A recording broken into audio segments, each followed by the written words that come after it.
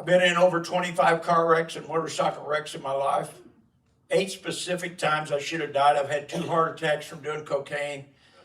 I've been shootouts. I've been in all kinds of situations that I should have died in, but 8 specific times that I should have been dead. And I never gave God any credit. One time I wrecked a van. I flipped a van 6 times end over end out on 435. And I had a van full of tools. I was working for a plumber, for a plumbing company. And they had, by the grace of God, they had expanded metal, Ray. You know what expanded metal is, right? It's that little metal that looks like diamonds, but it's pretty thick. They had welded that in between the back of the van and the seats.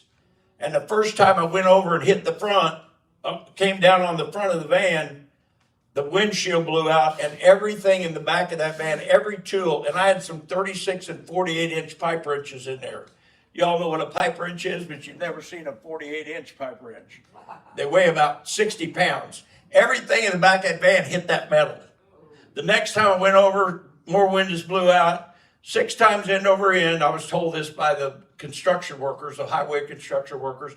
Then I rolled it down a hill over and over sideways. By the time I got to the bottom, I went into a little creek that was about 3 foot deep on the driver's window down in this water. Every piece of glass was gone. Every piece of metal was twisted and mangled. 3 of the wheels were tore off. The lug nuts were on, but the wheels were ripped off. So I took my mother. She was about 75. She died when she was 93.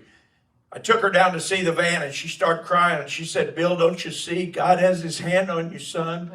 I said, "Mom, God had nothing to do with that. I'm a good driver."